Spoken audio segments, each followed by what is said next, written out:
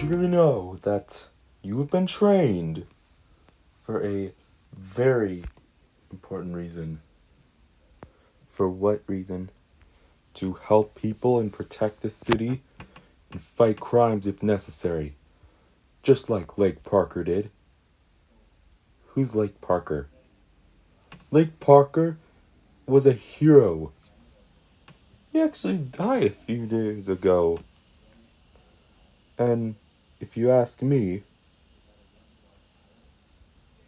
he's still to be thought about with honor. I didn't know there was a hero that existed before lightning. You know, Scratcher, there is a Lake Parker out there now. It's you. Yeah, Lake Parker is actually, I'm still alive. Lake Parker? That's right. There are very special important things that you must know. You should always be careful on which moves you make. Which moves I make? Really? That's right.